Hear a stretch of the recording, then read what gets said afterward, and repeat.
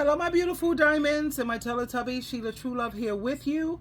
I was just laying in my bed, preparing for my 4 o'clock meeting, because as you know, I work as a advice coach. So I was making preparation for my client, and then I have another client at 8 o'clock. Oh, and they already paid me in advance, so I definitely have to show up. So while I'm laying in my bed watching a movie, and then there was a commercial that came on, so I'm scrolling through my TikTok, and I ran into this. And I was very, very offended by one of my vanilla sisters. I'm just say a YT person, because she's not no part of no sisterhood as far as I'm concerned. Anytime you think, you can outdo me, yeah, girl, I bet, because I ain't met a mofo who could do that yet. But anyway, nothing like her. She tries to make it seem like she's better than black women. And the reason why black women can't seem to maintain or sustain relationships. So let me share this with you. Yeah, I was highly offended. But of course, all of my beautiful vanilla sisters don't think this foolishly. Okay, let me share this with you. Nope. White women have too much power over every last black man. And that's why they try to keep them away from us. I don't know who us is, but I'm assuming that you're a black woman and the white women are trying to keep black men from you. That's not the case. I will tell you from my experience, my black man was practically homeless when we started dating. He had just literally just got on his feet within like 2 weeks of us meeting, and got a place to live. He was living out of a van. Okay. I am his first white woman. He told me, and this is his words, not mine, that black women would not give him the time of day given his circumstance. A black woman wants somebody already done, already put together, the business is booming, and they got money coming in, money flow, big money flow, because they want to be taken care of.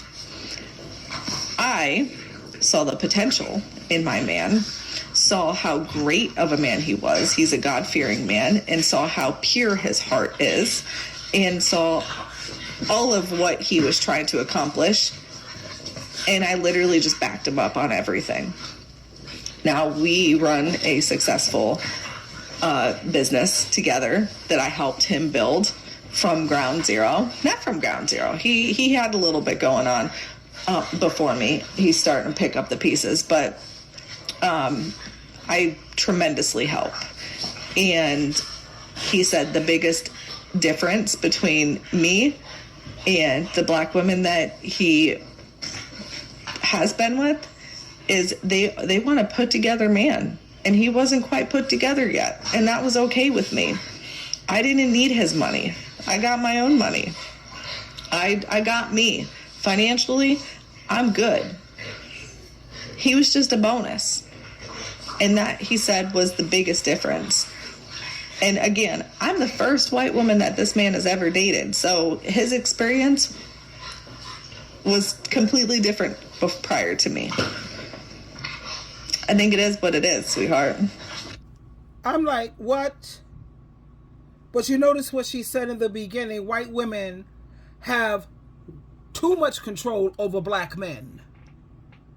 And then she goes into her spiel about how black women, they always want the man to already be put together. Come on, black women, show up and show out. Oh, God, no.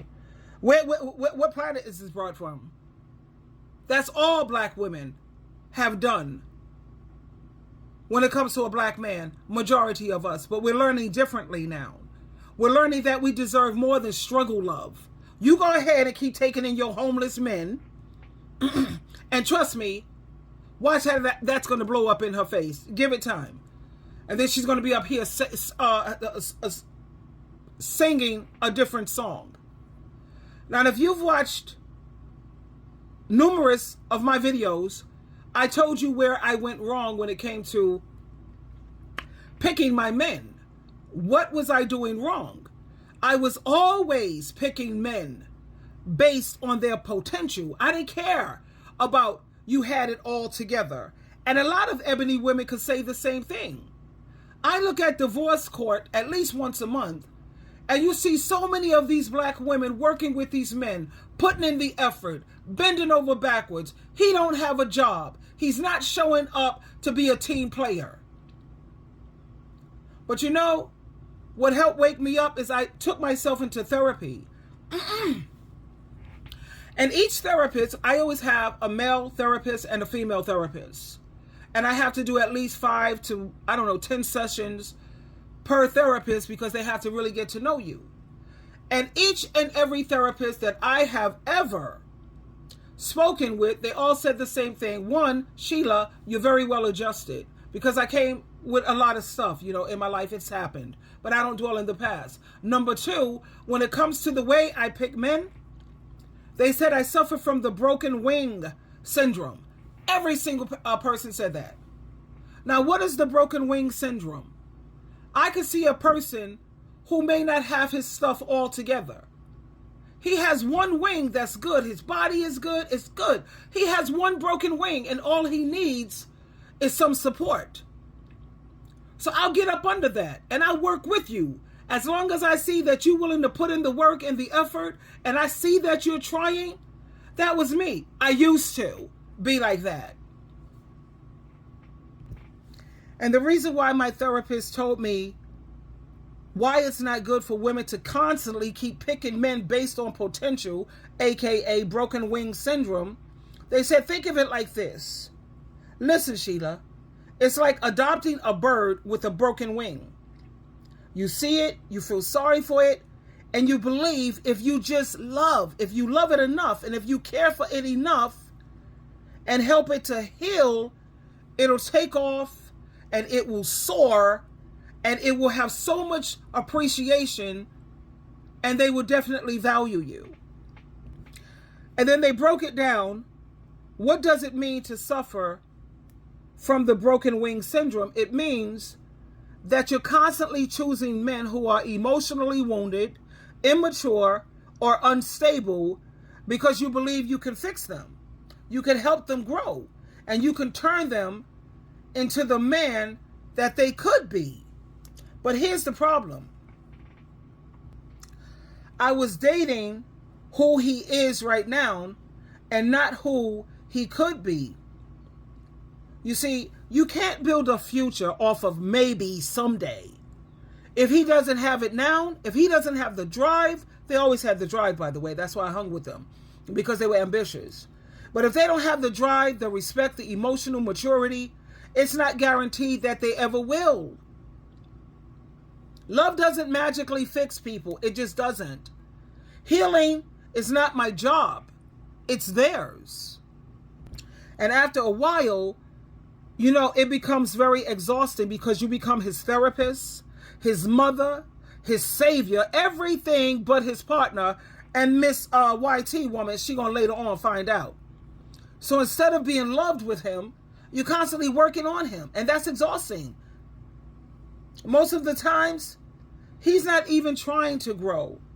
He's just comfortable letting you carry the weight. And I see that all the time on divorce court.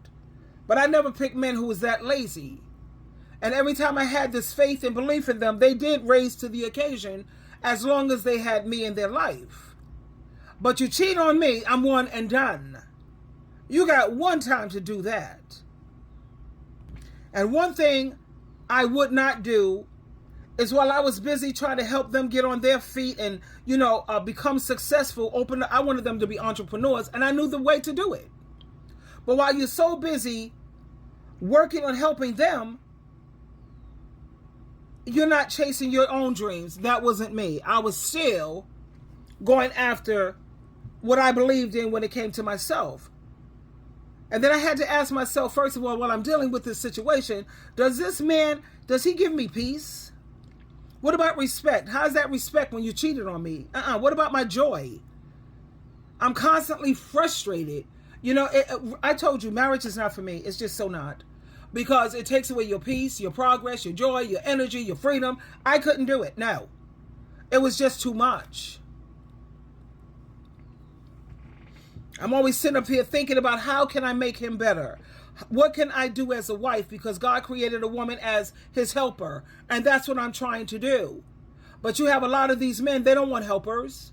They want do-alls. They want like this Caucasian woman. I bet you she went to the bank, got money, opened up, took out loans to open up their business that they got started. First of all, what kind of business do you have? That's my curiosity.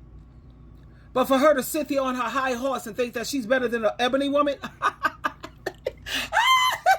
she doesn't have a clue, baby. She could never measure up to a true queen. And like she said, I have money. I don't need him for money. She needs, of course not. She wants him for entertainment.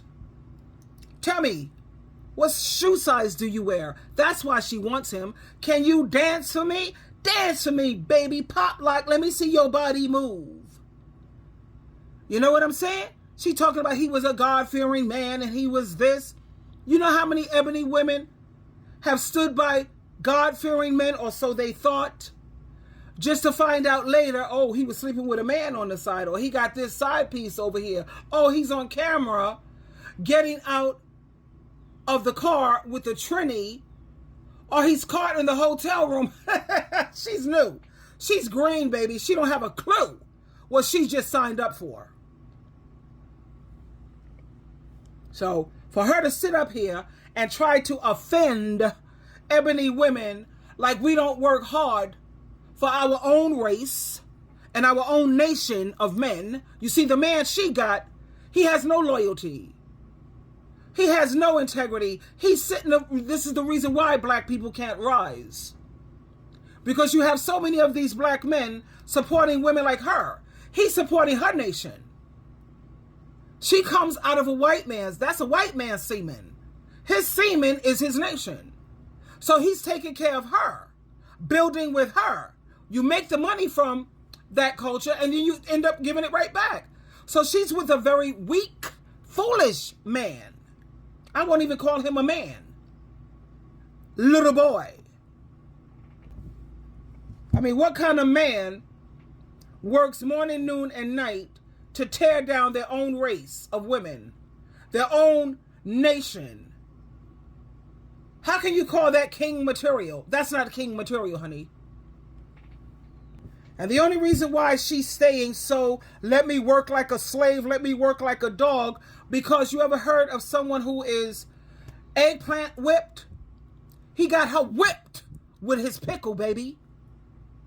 But watch when he start going through erectile dysfunction, he have to take pills or use those eggplant rings to keep it up. He has to take injections. And he could get an erection, but he can't maintain it. Watch how she's going to flip real quick. Because that's the only reason why. She's pretty much with him. He's entertainment. He's a distraction. There's a sickness that runs very deep in the black community. It's not always spoken about, but it shows up in the relationships and in the attitude of these black men. It's called self-hatred. And it's time that we call it out and show it for what it is. We have so many black men who were born of black women, raised by black grandmothers, protected by black sisters, yet somewhere along the line or along the way, they begin to despise the very people who birthed them, who loved them, and who carried them through life. And that's because somewhere, weak-minded, they're very weak-minded. They were convinced that to be powerful, they had to be with someone else of another nation and another race. And in order to be accepted, they had to distance themselves from their own roots, their own race, their own nation. In order for them to feel worthy, they had to reject their own reflection. And tragically, some have turned that pain against their own people. I know when I get up in the morning, I want to see someone who is a reflection of me. I want to see that beautiful brown skin because it reminds me of how beautiful I am. I want to see someone who has my hair texture because it reminds me of my strength. Every time you look in the mirror and you look at your hair texture, baby, that's a reminder of how strong you are. I don't want to get up in the morning and have to look at someone and it reminds me of the injustice in this world. Or looking at the hair texture, which, no offense, weakness. No. I want to be reminded every day of how powerful, how strong, how resilient I am. And if I'm in the hospital bed and I open my eyes and I look at another black person, the darker, the better. Because I know they had a lot to overcome. And while they're in that hospital room with me and I open my eyes and I look at you, it reminds me of my strength. It reminds me how strong I am. Looking at you, like I said, it's a constant reminder of my beauty. I hope I don't seem arrogant, but that's just the way I see it. You have so many of these black men, they talk down to black women. They speak badly about them. They idolize everything and anything but what they came from. They use their platform to try to shame black women. They don't try to uplift their own race and their own nation, which is why we're always at the bottom of the barrel. You know, the man is the leader, the captain, supposed to be the king. Look at the kind of things that black women have to work with. A group of men who wants to tear down their own race and nation of women. Come on now. That's not strength. That's not pride. And that damn sure ain't love. That is trauma. He has that slave mentality. And that's that residue of racism, that slavery, that's still alive, very alive in their minds. And what black men don't understand is that real power, let's talk power, it's not found in rejecting who you are or your race and your nation. It's in embracing who you are. It's in loving your blackness, power, strong, resilient, strength. It's also when it comes to uplifting your black sisters, and it's healing the wounds that so many ebony people have suffered from. I don't like to deal in the past, as you know. I believe in Philippians chapter 3, verse 12 through 15, leave the past in the past. But when you have so many black men who are working morning, noon, and night diligently to make black women feel rejected, they're working hard to tear down your own nation? What? What sense does that make? And I get a little uptight when it comes to these YT women like you just saw, because they already know that there's a shortage of black men. And the little bit that black women have, they want to come and take that too. They want to come and take as much as they can. No, I just don't support black men dating outside their race, because there's not a woman shortage. You have ebony women, we come in all colors, all shapes, all sizes, all hair texture, all eye colors. There's no reason. Now, when I see an ebony woman dating outside her race, it's because you have 100 black women, 50 black men, half of them are gay, okay? And then you got half of them who are incarcerated. So that leaves basically for these 100 women, she may have something like, 12, 15 to pick from? So there's always going to be some ebony women who are going to end up single. And we can understand that because of the male-female ratio.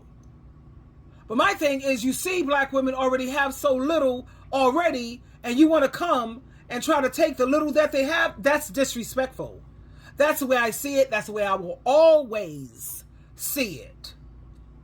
Now, and I could see if black families and black households was already doing well, and then you want to go outside and, date around, because love don't have no color. Let's keep it real. It really don't. But don't sit around here and try to take the little bit that black people have, black women, and you want to take the little they have. That's sick. Now, if we was already with black men in the household, black men, I don't know. I just say if you want a good man, you get a good man. They have no color to that. But okay, especially when you look at the male-female ratio. But I could see if we was already doing okay, and then you wanted to date outside your race, I say, go ahead, baby. I encourage you. But how you going to sit up here and help everybody else's race and nation when yours need the help so desperately? I mean, how do you justify that in your head? Because personally, me, I don't get it. Anyway, let me close again with this very disrespectful YT person. She's very disrespectful. Now, don't forget, white women have so much power over the black man. White women have too much power over every last black man. And that's why they try to keep them away from us. I don't know who us is, but I'm assuming that you're a black woman and the white women are trying to keep black men from you. That's not the case. I will tell you from my experience, my black man was practically homeless when we started dating. So I guess she's encouraging all black women, go out there and find yourself a homeless guy, a bum, so you could go through that struggle, love. Black women have already been through that, and we're sick of it. And I look in her eyes, and I can see how foolish she is. I don't know if you're a good reader of body language and the eyes. You can look at her, and I know she's a dope smoker. She looks like she's like on something. And she has some kind of mental and emotional health issues. Trust, I can look at her, and I got her all summed up. He had just literally just got on his feet within like 2 weeks of us meeting, and got a place to live. He was living out of a van. Okay. I am his first white woman. He told me, and this is his words, not mine, that black women would not give him the time of day given his circumstance. A black woman. Yeah, you see how black men go around telling these other races of women, dogging black women, talking negatively about them. He's not going to tell her the truth that so many black women have tried to help him. They've done everything in their power. He is not going to tell that part, though. Wants somebody already done, already put together. The business is booming, and they got money coming in. Money flow, big money flow, because they want to be taken care of. I saw the potential in my man, saw how great of a man he was. He's a God-fearing man, and saw how pure his heart is, and saw so she acts like she's doing something or can see something that black women, we overlooked it. We had no clue. Where was she in the forefront slavery times or in history, standing on the same line, fighting with the black men, getting beaten up by dogs? You know where she was? She was scared. She was someone saying, oh, I'm so scared. Black women were scared too, but we were still out there besides our men, our bellies full with a baby, being hit with bats, hold down with these water sprinklers, dogs biting all on black women while she was out there fighting with her black man. And then something like her, she wants to come along and you know what? She has a lot of nerve and audacity. That's what she has.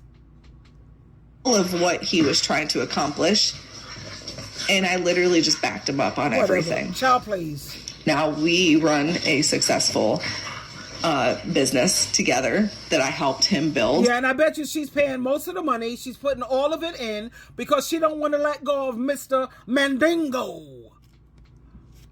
From ground zero. Not from ground zero. He had a little bit going on before me. He's starting to pick up the pieces, but I tremendously help. And he said the biggest difference between me and the black women that he has been with is they want a put together man, and he wasn't quite put together yet, and that was okay with me. Should we introduce her to Shira 7? She don't want us to introduce her to what, Yada Awakening? This woman is delusional. Go on TikTok, type in Yada Awakening, and look at some Shira 7 and educate this fool. I didn't need his money. I got my own money. I got me. Financially, I'm good. He was just a bonus. Yeah, he was just entertainment. He was a distraction. He knows how to dance. He got swag. And did you see the size of the that eggplant he's carrying? That's what she's about. And that, he said, was the biggest difference. Yeah, whatever. And again, I'm the first white woman that this man has ever dated. So his experience was completely different prior to me. I don't know, my beautiful diamonds and my Teletubbies. Am I being overly sensitive? Or are you just as offended as I am? I don't know. Maybe I'm taking it. I don't need nobody validating me because I know right from wrong. And you don't sit up here and try to tear down a whole race of women thinking that you're better than me, baby, when you're not even fit to lick my boots. Trust and believe that. Anyway, this is for critical review, educational, and reaction purposes. Please share your comments. I love you. And all my vanilla sisters, you already know how I feel about you. Just look at all of my videos. I'm all about sisterhood. I don't care what color you are. As long as you're a woman, I'm with it. At the same time, I'm not going to let no woman like this sit around here and try to discredit ebony women or women of color. She's delusional. She's green, totally green. She don't have a clue of what she's setting herself up for. But that's okay. Time reveals all things. She got some lessons to learn. Twinkle, twinkle, twinkle.